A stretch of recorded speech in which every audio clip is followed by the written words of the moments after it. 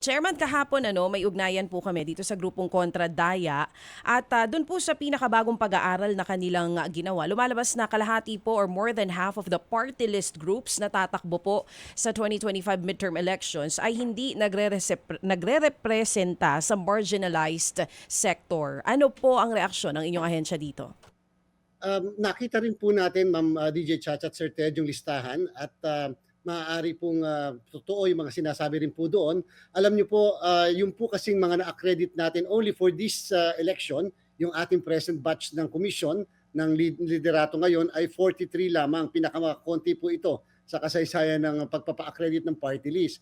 Bagamat meron po tayong existing na 114 na party list at nakita po natin yung mga kalimitan po doon sa listahan na sinasabi ay naandun po sa mga na-accredit na before, nakapag-participate na before at yung po mga maaaring hindi po nanalo, iba naman po nanalo at mukha po ilang piraso naman yung nasama po dito sa 43. At sa kasalukuyan po, wala pong na-file dito sa amin sa komisyon na kahit na isang petisyon to disqualify a particular party list o a particular nominee. At yun nga po yung sinasabi natin nung ako'y nakapanayam niyo po before na kaya kami nagpa-publish nung mga listahan ng mga nominees at pati po yung mga certificates of nomination upang makilatis po ng sambayanan yung pong background ng ating pong mga nominado at mga party list organizations. Yes, nabanggit niyo po yung nominees. Napag-usapan din po namin yan kahapon. Ayon po sa Kontra Daya, ito pong ilan sa mga nominees ng mga party list groups, kung hindi kulang yung impormasyon, halos wala pong impormasyon tungkol sa kanila. Walang transparency tungkol po sa background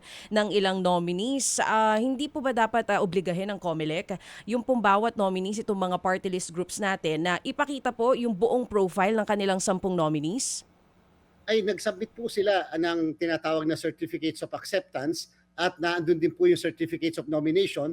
Yan po ay nakapublish sa website po ng komisyon at alam na alam po ng madami na naandyan po pati yung mismong background ng mga nominees, pati nga po yung mga certificates of candidacies ng mga kandidato. So siguro po dahil yung iba maaaring hindi talaga kakilala o yung iba naman medyo kakilala na personalidad, lalo na yung mga nakaupo na mga ngayon na incumbent congressmen o congresswomen at yung iba naman yung mga nakatakbo na nitong mga nakakarang eleksyon. So naandyan po yan sa website po ng COMELEC pati po yung certificates of candidacies. Palagay ko po, Chairman, ang gusto pong tukuyin dito ni Chacha, pati po ng Kontra Daya, Chairman, ay doon po sa CONA na isinabmit, no? 10 kasi ito.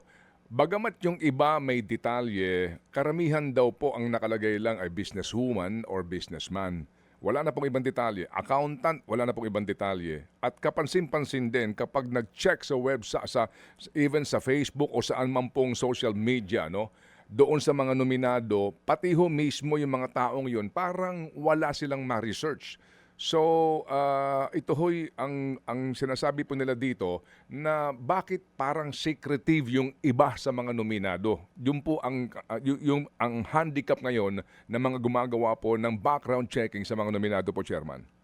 Tama po yan Sir Ted. At again, yung ating nga pong panawagan na sana nga magkaroon ng pagbabago sa Republic Act 7941 sapagkat yung po kasi Sir Ted na nakalagay doon na isang probisyon na kung saan yun ang lamang ang hahanapin sa mga nominees kapag ka nag-submit dito sa Commission on Elections and therefore yun po yung pinagbasihan ng form na kinakailangang fill upan ng mga nominado ay yun lamang. Talaga pong nakalimit lamang po yung mismong impormasyon na pwede pong malaman. Yung pong additional informations, pwede po talaga nating mademand sa kanila yan sa pamamagitan po ng hindi yung dito sa komisyon kung hindi po yung mismong siguro po yung mga katulad nga ng Kontradaya na maging accountable yung mga nominee sa publiko at sabihin at maghayag pa ng mas malawak pa na impormasyon tungkol po sa kanila. So, ang ibig sabihin po doon sa form, basic lang ang hinihingi.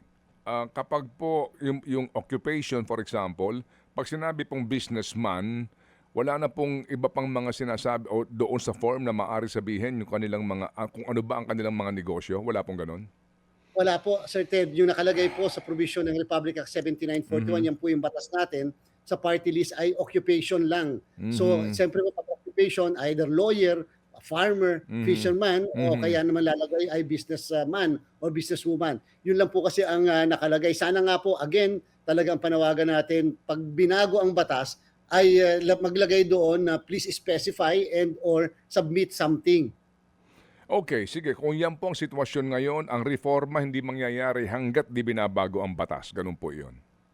Ay napakatagal na po talaga nating sinususok at Okay. napakatagal na rin po ng party list law. Sir Ted, yung po ang dahilan kung bakit ang Supreme Court mismo napipilitan sa kanya pong interpretasyon na minsan ay nagbabago. Nung una sabi hindi kinakailangan nakatira sa gated communities ng Dasmariñas Village or Forbes Park. Bigla po nagkaroon ng subsequent decision after several years na hindi naman kinakailangan gumagapang sa kahirapan basta may proven advocacy. Ibig sabihin, kahit na siya ay lalaki, pwede magrepresenta ng kababaihan, kahit siya ay bata, pwede magrepresenta ng nakatatanda, kahit siya ay mayaman, pwede magrepresenta ng mga magsasaka o mga mangingisda, sapagkat basta magpatunay lang ng proven advocacy. Diyan niyo po makikita, Sir Ted, na talagang obsolete na ang ating party list system at dapat nang baguhin dahil mismo ang ating kataas-taasang hukuman ay nagkakaproblema na rin sa interpretasyon.